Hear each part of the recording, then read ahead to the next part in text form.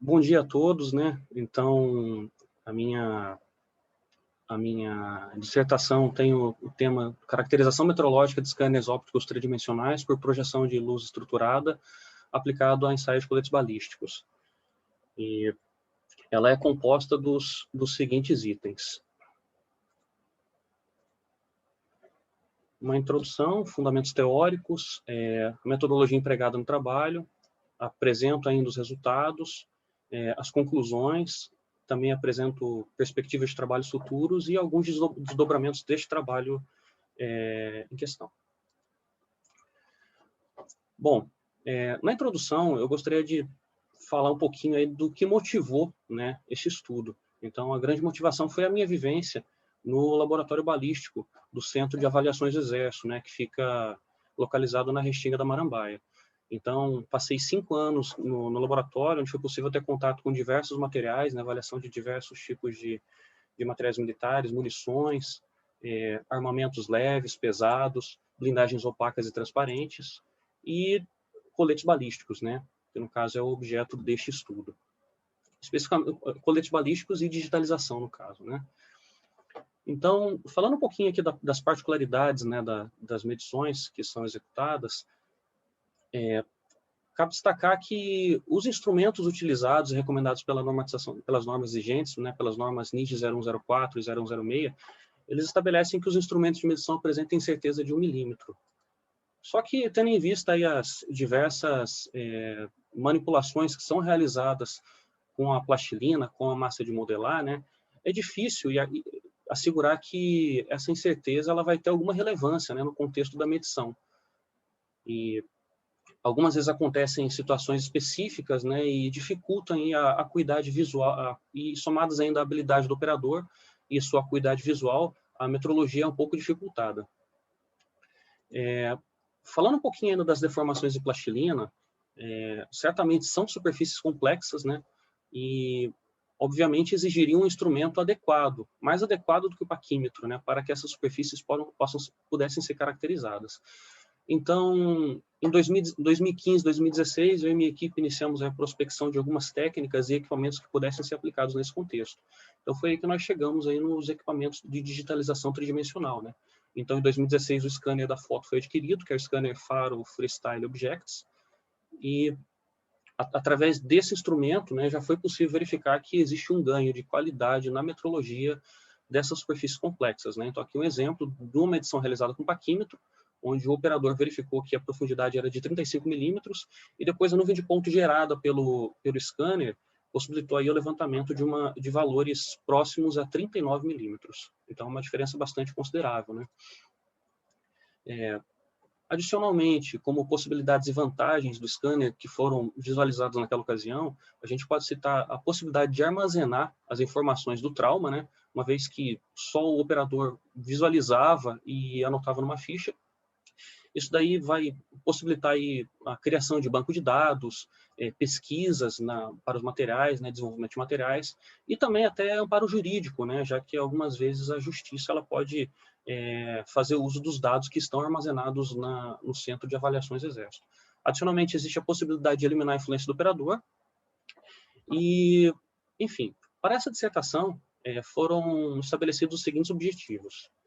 Então, inicialmente, uma parte introdutória de aquisição de conhecimento, né? Então as normas de ensaios de coletes balísticos e os instrumentos de digitalização, bem como as técnicas de tratamento de nuvens de pontos foram estudadas, né?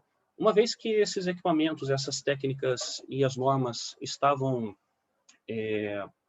com conhecimento adquirido, então foi possível planejar atividades, né? E esse era um dos objetivos também, né? Planejamento das atividades, realizar a aquisição de dados, né, de objetos que representassem de alguma forma as deformações. Uma vez que esses dados fossem adquiridos, né, seria necessário comparar valores de profundidade de trauma obtido com o scanner e outros métodos que fossem aplicáveis. E ainda estimar a incerteza de medição do equipamento em questão. Bom, inicio a parte de fundamentos teóricos com essa foto, né? É difícil imaginar que nos primórdios os coletes balísticos já foram de alguma maneira testados dessa forma, né? Essa foto é de 1920, então nessa época eu acredito que tinha-se pouco conhecimento das inúmeras variáveis que influenciam no ensaio do colete em si, né? Tanto o material balístico quanto também toda a parte que vai receber esse material aí, né? Como no caso a plastilina e também medição de velocidade. Então, na década de 70, o exército americano levou em frente alguns estudos que possibilitaram a aquisição de muitos conhecimentos nessa área, né? E todos esses estudos, eles foram utilizados como fundamentos aí para a elaboração das normas vigentes até hoje. Então, falando um pouco do setup dos ensaios de coletes balísticos, nós temos aqui o uso de estativas, receptores e provetes, que servem basicamente aí para o disparo de projetis, né? A utilização de dispositivos de medição de velocidade de projéteis, que no caso aqui da foto são barreiras balísticas, e o colete balístico propriamente dito, e a caixa de plastilina, que é onde o colete é fixado. Que é esse da foto aqui. Então, basicamente, o projetil, ao impactar o tecido balístico, ele deforma esse material. Então, ocorre uma transferência de energia para o material balístico, né? E ele se deforma. Havendo a parada do projetil, a possibilidade de acontecer um trauma no usuário é muito grande, né? Tendo em vista aí que existem fenômenos de cavitação que vão funcionar aí no corpo do indivíduo. Então, uma maneira de tentar utilizar essa cavitação, né, essa deformação que é gerada no colete balístico, uma forma de armazenar isso, seria o uso de massa de modelar. E, então, essa massa de modelar é denominada plastilina, e a plastilina ela é largamente utilizada aí nos ensaios de coletes balísticos. Então, para as normas NIJ 0104 e NIJ 0106, a distância de 44 milímetros ela é relevante, né? Então, acima dessa distância, no caso da NIJ 04, o material já fica não conforme, né? Então, ele já fica reprovado. No caso da NIJ 06, essa profundidade ela pode ir até 44 milímetros, até 50 milímetros, ou melhor. Porque existe um tratamento estatístico, né? Então, nesse tratamento estatístico, o limite superior, né, uma tolerância superior, é estabelecida como 44 milímetros, possibilitando aí que uma ou duas deformações no máximo possam ir até 50 milímetros. Na parte ainda dos ensaios de coletes balísticos, as normas elas costumam dividir, né, as ameaças em níveis. Então, a NIJ 004 ela estabelece que existem nível 1, 2, 3 e 4, sendo o nível 1 aquelas munições com baixa energia cinética, né, então elas apresentam pouca massa e pouca velocidade, até aquelas munições de nível 3 e nível 4, que são respectivamente munições de fuzil 762 e munição de fuzil perfurante, né? Então, tanto a massa quanto a velocidade permitem que a munição ela atinja valores muito altos de energia cinética. Com relação ainda à medição de profundidade de trauma, a própria norma ela dá alguns indícios, né, de como o operador, de como o laboratório deve proceder na medição desses traumas. Então, para placas planas ou então painéis de coletes balísticos, a situação representada é essa da figura, né, onde existe um plano que foi previamente raspado e a partir desse plano, ele serve de referência, né, é medida a profundidade de trauma. Então, nessa situação se considera a experiência do operador e ainda levando em consideração as condições do ensaio, né, como atualmente tudo é realizado, a incerteza do equipamento acaba tendo um pouco de relevância, né? Considerando que muitos erros ali vão acontecendo em sequência, isso pode comprometer a medição final do trauma. A situação ela fica um pouquinho mais complicada quando a gente fala de placas curvas, né? A norma também estabelece que deve haver uma medição antes dos tiros, né? Então existe um ponto de referência. Esse ponto de referência ele é estabelecido na plastilina e muitas vezes a deformação ela não ocorre na linha de voo do projétil. Então algumas vezes a profundidade máxima ela fica um pouco deslocada em relação a essa linha, o que gera dificuldades adicionais. Uma tentativa de tentar solucionar esses problemas alguns laboratórios, né, e as próprias normas STM recomendam a instalação do paquímetro num dispositivo do tipo ponte. Então, esse dispositivo ele possibilitaria e facilitaria a metrologia da superfície, a metrologia dos traumas, né? Só que, mesmo assim, a gente acaba caindo nos mesmos problemas, né? E principalmente a acuidade visual e experiência do operador. Então, ao longo da pesquisa, né, na parte introdutória ainda de fundamentos teóricos, foi feito um levantamento dos possíveis equipamentos e técnicas de digitalização tridimensional. Então, as técnicas destacadas em azul, nesse fluxograma, elas foram consideradas aí para estudo na presente pesquisa. Então, falando um pouco aí da triangulação estereopassiva e da triangulação estereoativa, elas são técnicas muito semelhantes, né, diferindo basicamente na projeção de padrões luminosos sobre o objeto. Então, para a triangulação estereopassiva, existe a captação de luz ambiente. Então, essa captação de luz ambiente, ela promove aí a formação de imagem em duas câmeras, né? Câmera direita e câmera esquerda. E na triangulação estereoativa, você tem a projeção de um padrão luminoso, que pode ser tanto no espectro visível quanto no invisível, né? Que geralmente é utilizado em infravermelho. A grande vantagem da triangulação estereoativa é que ela muitas vezes não depende da luminosidade ambiente, né? Já que a luz infravermelho ela pode ser utilizada aí até em situações de relativa escuridão. Um instrumento também que foi considerado é o scanner de tempo de voo, né? Esse scanner ele é muito utilizado para finalidades arquitetônicas, né? Para reconstrução, para aquisição de dados de nuvens de pontos, né? De edifícios, de avenidas, ruas, né? Inclusive, eu acho que é algo muito semelhante que o Google utiliza, né? Para fazer o mapeamento das ruas. Então, esse scanner ele funciona com a emissão de pulsos luminosos. O pulso luminoso ele incide sobre o objeto e com base na emissão e na recepção dos pulsos, né, a distância é calculada. O equipamento apresenta alguns espelhos rotativos que permitem a projeção deste ponto em diversos locais do ambiente, né? Então, é possível fazer um mapeamento 3D e o estabelecimento de nuvens de pontos. O scanner de luz estruturada, que é o objeto de pesquisa dessa pesquisa, né? Ele apresenta basicamente dois princípios de funcionamento. Então, um deles seria a câmera estática, com variação dos padrões luminosos sobre o objeto. Então, a variação dos padrões luminosos permite que as imagens adquiridas sirvam aí para a reconstrução, né, do objeto e visualização tridimensional dele. E, adicionalmente, padrões luminosos, né, que é outra possibilidade, os padrões luminosos variam sobre o objeto e a câmera é mantida fixa, né? Como forma de tentar capturar mais dados do objeto, esse scanner ele costuma ser movimentado ao redor deste objeto, né? O exemplo é o da pesquisa, né? Que é o scanner Faro Freestyle 3D Objects. Então aqui existe até uma foto que eu fiz, que eu tirei com o auxílio de uma câmera de visão infravermelho, né? Onde a gente pode ver os pontos infravermelhos projetados sobre uma superfície, que no caso era a parede. O braço de medição de coordenadas, ele também foi considerado. Então esse braço de medição de coordenadas, que no caso é o FaroArm, né, mesmo fabricante do scanner anterior, ele pode ter dois equipamentos acoplados à sua ponta, né, que é uma ponta de apalpação e um scanner de alta resolução.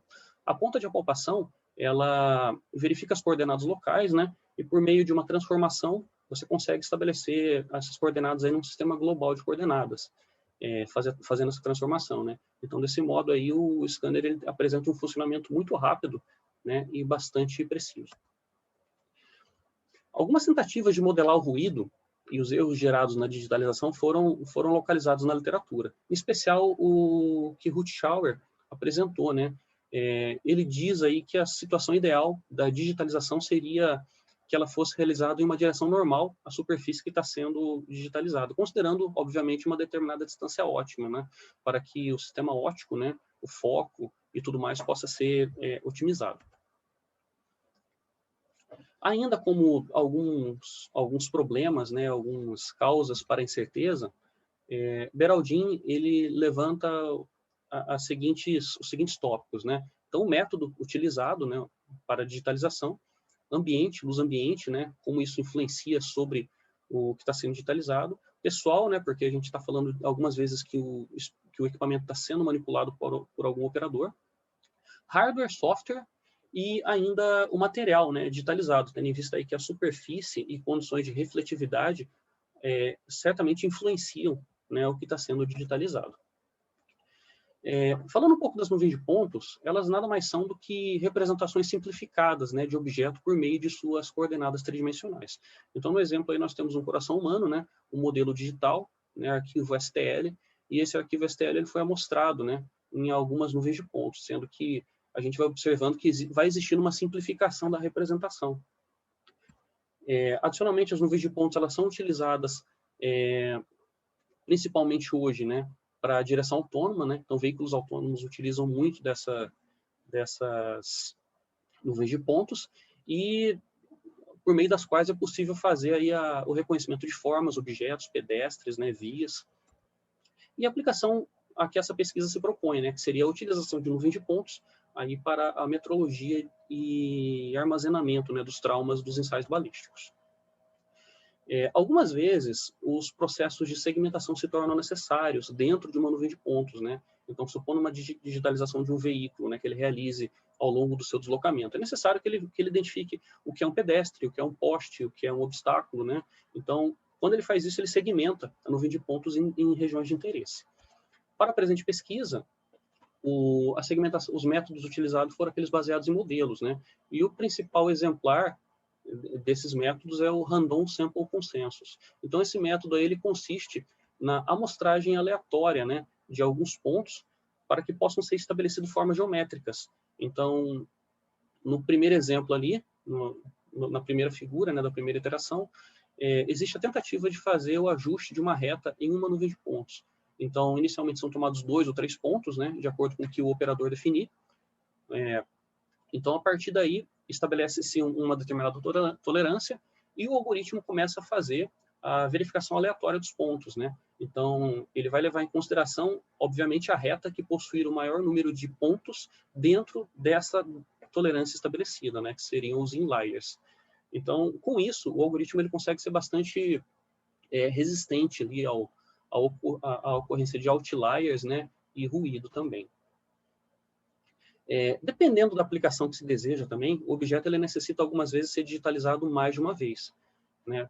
Ou ele é muito complexo, ou ele é muito grande. Então, a maioria dos algoritmos ela faz uso de instrumentos que possibilitem o reconhecimento das regiões comuns, né? Mas mesmo assim, algumas vezes acabam acontecendo alguns erros de alinhamento, como mostrado na figura, né? Um dos algoritmos mais utilizados para o alinhamento de nuvens de pontos é o Iterative Closest Point.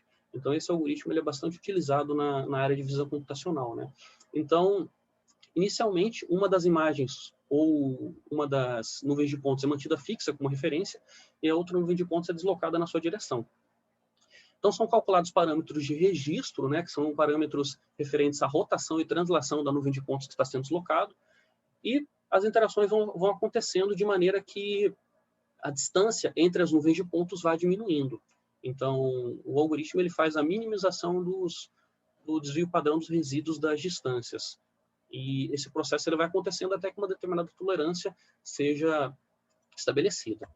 A principal limitação desse método diz respeito à necessidade de alinhamento prévio, né? Senão resultados incorretos podem ser obtidos, como é o caso da figura, em que a imagem ela não foi previamente alinhada, né? Então, o algoritmo ele vai funcionar trabalhando na minimização dos resíduos e a imagem vai ficar com alinhamento equivocado.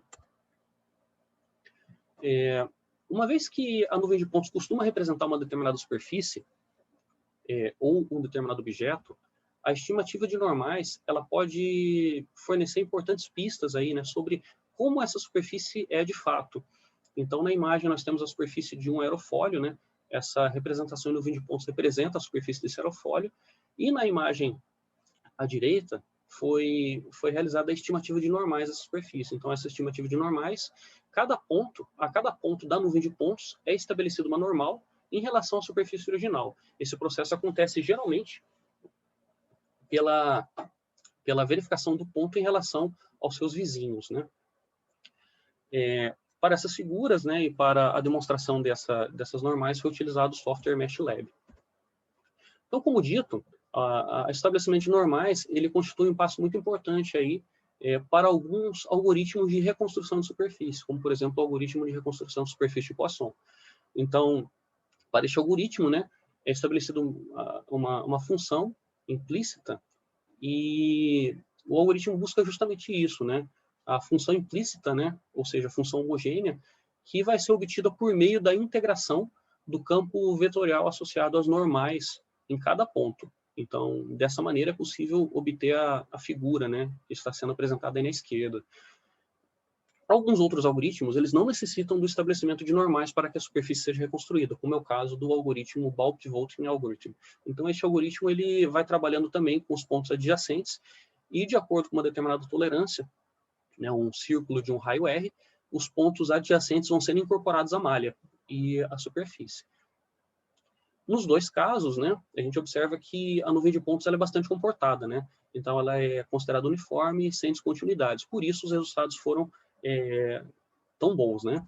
Então, mesmo assim, algumas vezes alguns defeitos, né, podem acontecer, como no caso o fechamento de superfícies para a superfície Poisson e a ocorrência de defeitos, né, para a malha gerada pelo Bulk Pivoting Algorithm.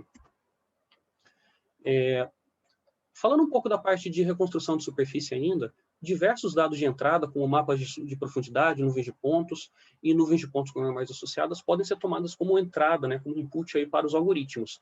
Esses algoritmos eles vão possibilitar a geração de diversos tipos de superfícies, né? Como no caso, uma representação de superfícies paramétricas, implícitas ou malhas por triangulação.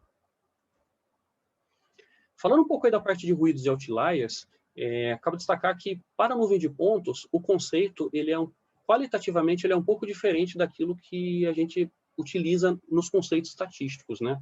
Então, no exemplo citado aqui, os outliers eles vão dizer respeito a todas aquelas imagens ou objetos que estão na cena que não dizem respeito ao objeto de interesse. Então, considerando que a gente está interessado na deformação gerada na plastilina, nessa imagem, a parede ou a superfície sobre a qual a caixa de plastilina está instalada e a própria caixa de plastilina, elas podem ser consideradas outliers, né? Uma vez que esses pontos eles não dizem respeito aí ao objeto de interesse.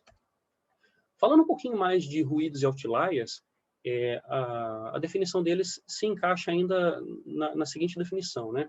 Que você tendo um plano, né, ou qualquer outra forma geométrica, essa forma geométrica ela foi digitalizada, gerou nuvem de pontos apresentada, que no caso é um plano, e fazendo um ajuste nessa superfície de um plano, é possível observar que existem pontos que estão fora, né, do plano ajustado.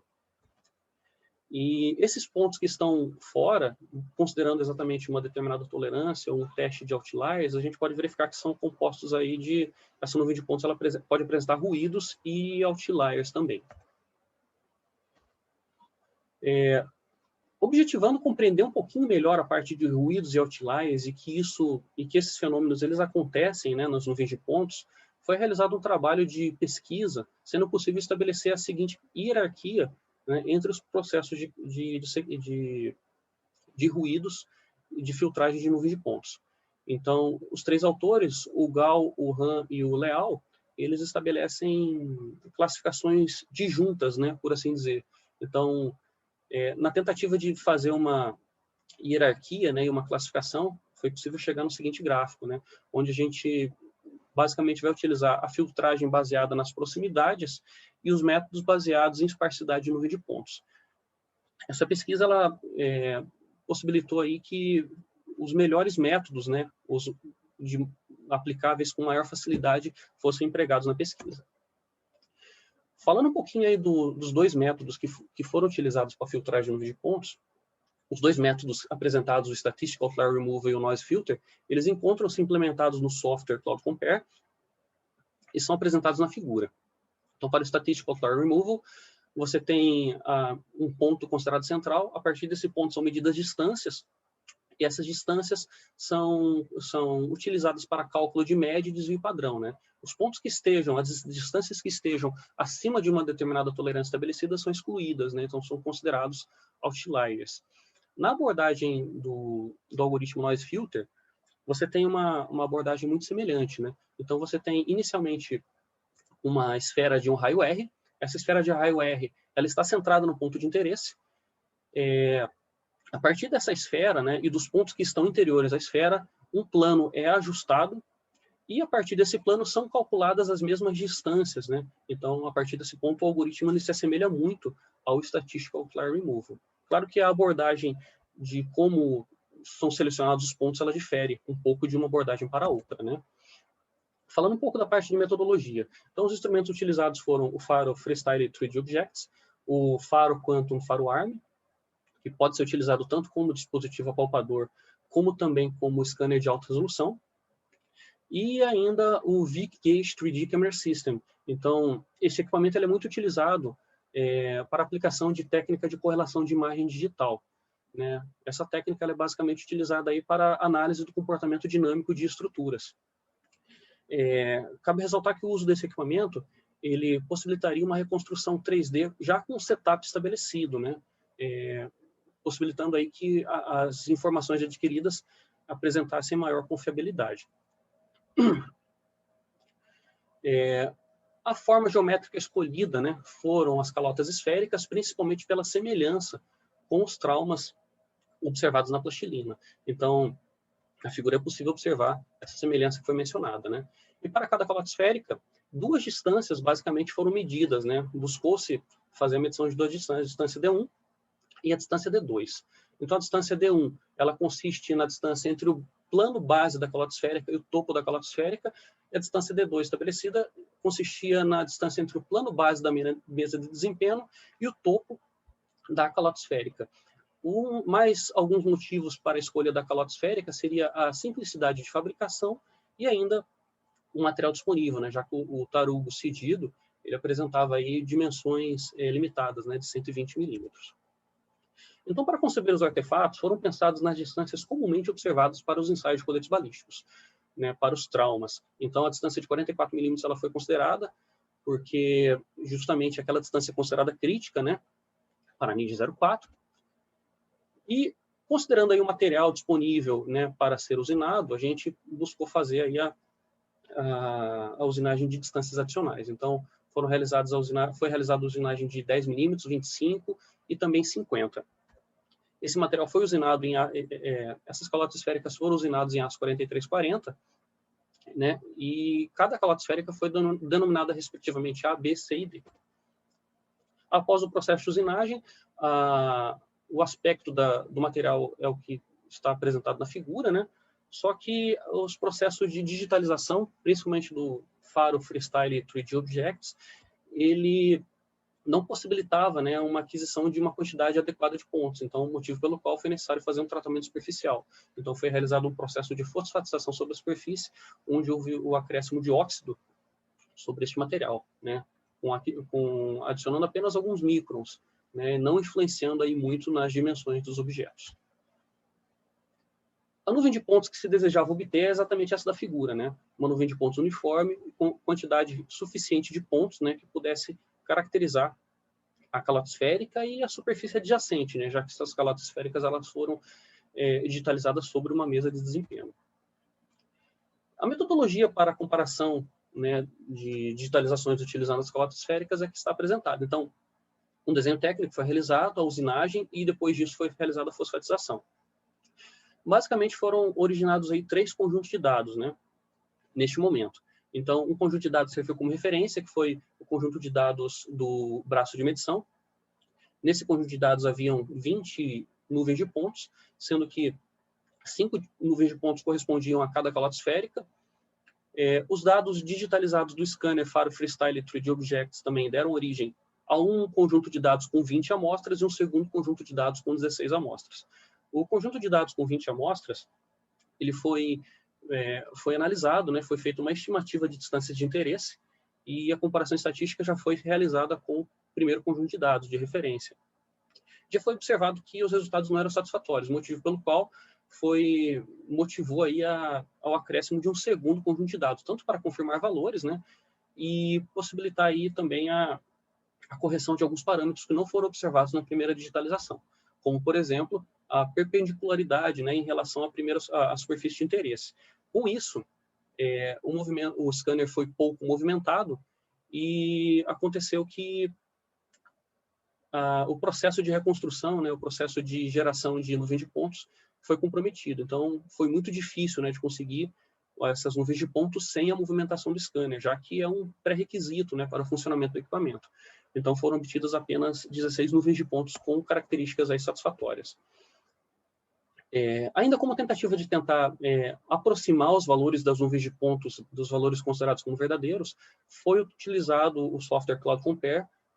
No software Cloud Compare foram utilizadas as filtragens SOR e Noise Filter também.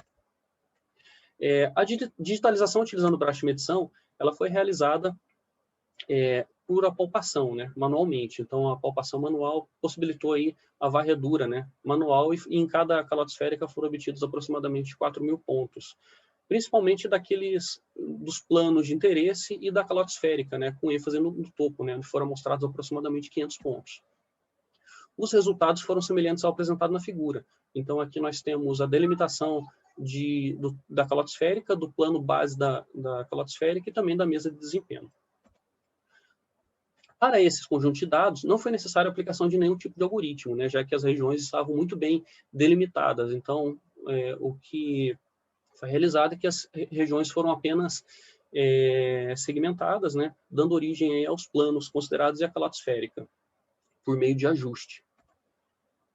As digitalizações utilizando o faro Freestyle 3D Objects, eles deram origem a nuvens de pontos semelhantes a essa, né, com bastante quantidade de pontos, são nuvens de pontos muito densas, e aí acabava recaindo em um problema, né? Muitas vezes era difícil de segmentar essas regiões, já que como diferenciar, né, por exemplo, o plano base da calote esférica da própria calote esférica, né?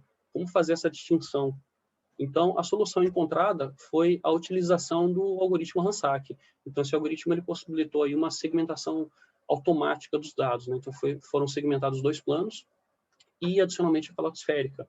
Com isso, as regiões de interesse para essas digitalizações também foram obtidas, né? A distância D1 e a distância D2 também foi possível estabelecer.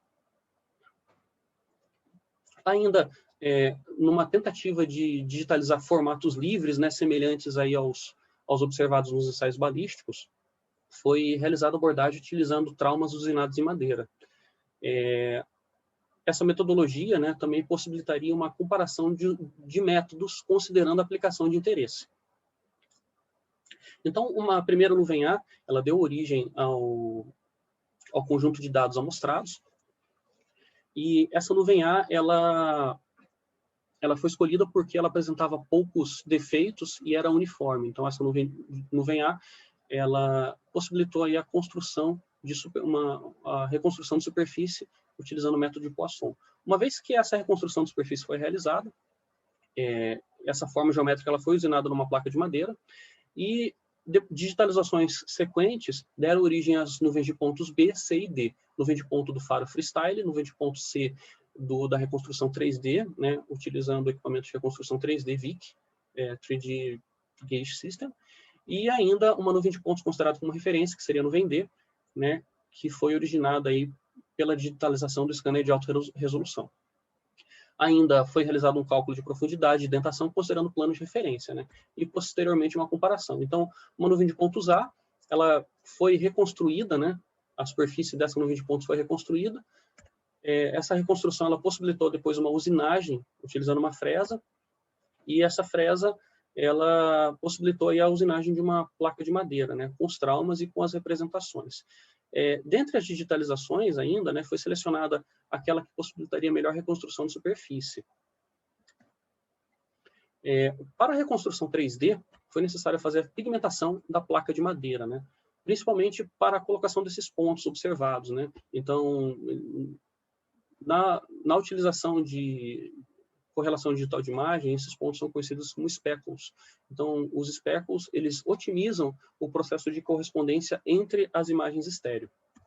Então, o setup para ensaio é este apresentado, onde a placa de madeira ficou de frente às 2 câmeras. Houve a necessidade de um processo de calibração prévio, e as imagens capturadas, né, após o processo de calibração, e um processo de correspondência foi estabelecido, né, com a reconstrução 3D sendo realizada e o estabelecimento de coordenadas tridimensionais. Então, a nuvem de pontos obtidas para essa digitalização é apresentada na figura, onde a gente pode verificar que, inclusive, os detalhes, né, foram representados com pequenas deformações sobre a massa de plastilina, que no caso foi representada na placa de madeira. Os traumas usinados em madeira foram, depois desse processo, levados para a digitalização utilizando o faro Freestyle 3D Objects. Esse scanner aqui, antes de todas as digitalizações também, ele necessita de uma calibração que foi realizada. E ainda o faro ARM, né, que gerou uma nuvem de pontos com alta densidade. Então, esse equipamento ele consegue gerar nuvens de pontos aí com 500 pontos por centímetro quadrado, né? E, consequentemente, aí, elevada exatidão, né? Já que o princípio de funcionamento se baseia em laser, né? Ainda, as nuvens de pontos originadas dos traumas usinados em madeira estão apresentadas na figura, nuvem A, B, C e D. A nuvem A ela foi apenas apresentada, mas ela foi considerada somente para usinagem. As nuvens de pontos B, C e D foram as nuvens de pontos efetivamente comparadas. Então, para que elas pudessem representar a mesma região de interesse, né, o algoritmo ICP ele possibilitou a identificação de regiões não coincidentes. Então, essas regiões elas foram segmentadas, né, de maneira que as nuvens de pontos representassem efetivamente a mesma região. Depois disso, foi possível, através do RANSAC, fazer o estabelecimento de planos de referência. Então, é possível observar que as regiões são muito semelhantes, né, das nuvens de pontos que foram consideradas para o plano.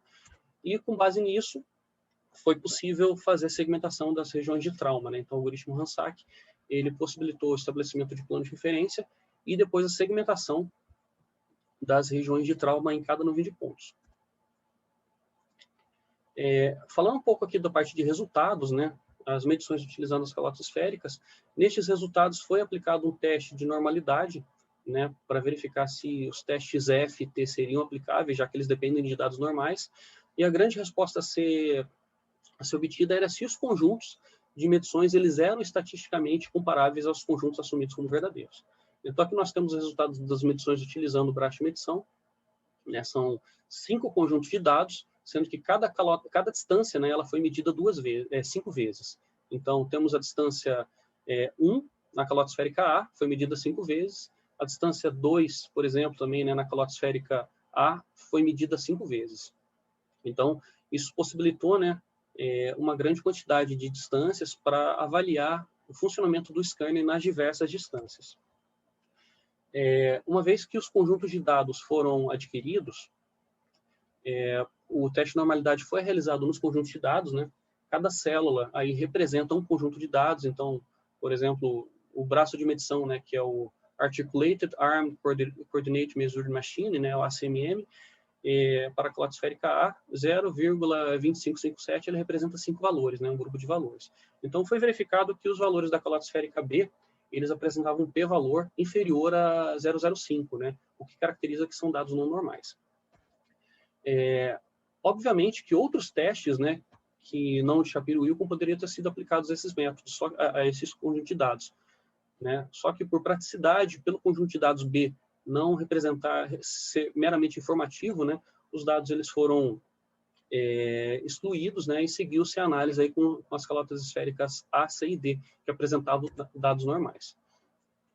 Os testes estatísticos foram realizados antes do processo de filtragem também, né, tanto para o conjunto 1 quanto para o conjunto 2. Então, a gente observa que as regiões grifadas em cinza, que os dados destacados em cinza, eles apresentam uma semelhança estatística, né, aos dados assumidos como verdadeiros. Os demais dados, eles não apresentam essa característica, né? Então, tentou-se melhorar essas condições aí por meio do processo de filtragem, né? Então, o processo de filtragem foi realizado e as distâncias foram novamente medidas, né? Sendo possível chegar aos seguintes resultados. Nesses resultados, já se observa que maior quantidade de dados passaram a ser estatisticamente semelhantes aos dados assumidos como verdadeiros. Então, como forma de tentar visualizar o processo como um todo, né, as tendências, as incertezas foram plotadas em gráfico e observa-se que, de maneira geral, a tendência ela reduz, né, após o processo de filtragem, né? Não necessariamente com a redução da incerteza, mas a tendência ela reduz. E no gráfico da direita, observa-se ali os valores percentuais em relação aos valores assumidos como verdadeiros, né? Então, como era de se esperar, né, esses valores eles vão diminuindo, chegando a menos de 1%, né, para as calotas para a medição D2, distância 2, né, da calota esférica D. O segundo conjunto de dados, a gente pode observar também a mesma situação que foi observada anteriormente. Ocorre diminuição da tendência, né? A incerteza ela acabou aumentando um pouco, mas por conta também do processo de filtragem, né, que ele foi empregado, e porque ao se filtrar o conjunto de dados não se tem certeza, né, se você efetivamente está retirando os valores que são considerados verdadeiros.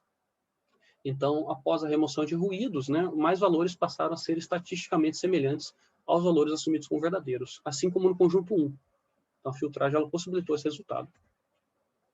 Já para os traumas usinados em madeira, foi possível chegar nas seguintes conclusões também, né?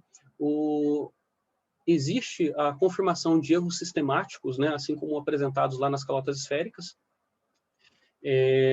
O equipamento, a nuvem C, né, ela que apresenta o conjunto de dados da reconstrução 3D, ela se aproxima mais da nuvem D, que é considerada como sendo os valores verdadeiros, principalmente pelo fato da aquisição estática das imagens, né, ter sido realizada de maneira estática, né, e também por conta das deformações baixas, né. Então, como o processo de calibração acontece antes, né, então o software ele faz a reconstrução 3D baseado na calibração que foi executada anteriormente. Como pontos a se levantar aqui na comparação dos dois métodos, cabe ressaltar que o scanner Faro Freestyle 3D Objects ele apresentou uma menor incerteza, só que apresenta os erros sistemáticos, né? Em contrapartida, a técnica de reconstrução 3D ela apresentou incertezas maiores, né? E também ela necessita de maior aparato experimental, embora ela se aproxime mais dos valores assumidos como verdadeiros. Como conclusão, né, foi possível nesse trabalho fazer a identificação de deficiências nas medições de profundidade de trauma, utilizando métodos convencionais, né, como já mencionado anteriormente. Foi possível identificar ainda outros instrumentos e técnicas de digitalização 3D, né, assim como técnica de tratamento de dados que possam ser utilizados no contexto da medição de traumas. As metodologias sugeridas neste presente trabalho, elas foram validadas, né, então elas poderiam ser empregadas utilizando quaisquer outros instrumentos de digitalização, desde que você tenha ali algum instrumento, algum equipamento que possa fornecer os dados de referência. Foram confirmados os erros sistemáticos para o scanner Faro Freestyles, assim como relatado na literatura, né, por meio da comparação com outras técnicas de digitalização. Uma das principais conclusões, né, é que os equipamentos de digitalização eles são viáveis, a utilização deles é viável no contexto dos ensaios de coletes balísticos, considerando as incertezas que foram calculadas. O desempenho do scanner também ele mostrou-se superior aos métodos convencionais e, adicionalmente, torna-se necessário, né, que sejam criadas normas nacionais para equipamentos de digitalização 3D e ainda que sejam acreditados laboratórios, né, para essa finalidade, né, para fazer a calibração dos equipamentos, uma vez que quem detém hoje a calibração são praticamente os fabricantes dos equipamentos, e muitas vezes essa calibração ela tem que ser realizada no exterior, né, o equipamento muitas vezes ele é remetido à sua sede, né, para que a calibração possa ser feita. Como perspectiva de trabalhos futuros, né, seria interessante realizar um estudo dos fatores que influenciam a aquisição de dados para os equipamentos de digitalização 3D e a exatidão das informações. Alguns erros sistemáticos eles foram observados nas nuvens de pontos e seria interessante ter algum tipo de método ou procedimento para a correção desses erros. Algo bastante promissor também, né, que foi verificado ao longo da pesquisa, seria a análise das características volumétricas dos traumas, uma vez que essa possibilidade ela não existia anteriormente com os instrumentos convencionais, com o paquímetro, né? Então, efetivamente existem informações nesses traumas e essas informações elas dizem respeito principalmente à transferência de energia do projetil para a massa de modelar ou para o corpo do usuário. Compreender melhor os processos de filtragem das nuvens de pontos e a relação com a medição de profundidade de trauma. E ainda uma implementação do que foi apresentado na presente pesquisa, né? De maneira que um software poderia receber as informações de entrada, como sendo as nuvens de pontos, e retornar já as profundidades de trauma, né? Já com os devidos tratamentos estatísticos realizados. Como desdobramento do trabalho, foi apresentado em 2019 no Congresso Brasileiro de Metrologia um artigo, né, já abordando a questão da utilização do scanner no contexto dos ensaios de coletes balísticos. Em setembro de 2020, um trabalho foi aceito na revista Sensors, né, dizendo respeito aí a metodologia utilizando traumas usinados em madeira. E recentemente, agora em janeiro, foi submetido a Sensors também um artigo falando aí das calotas esféricas, né? Então, esses dois últimos artigos, eles dizem respeito às abordagens utilizadas nesse trabalho. E gostaria de agradecer e fico à disposição para tirada de dúvidas. Obrigado, Felipe. Vi que o treino que você fez com a Cris funcionou, né? Você apresentou em 45 minutos, está mais que razoável para a quantidade de informação que você teve. Bastante coisa.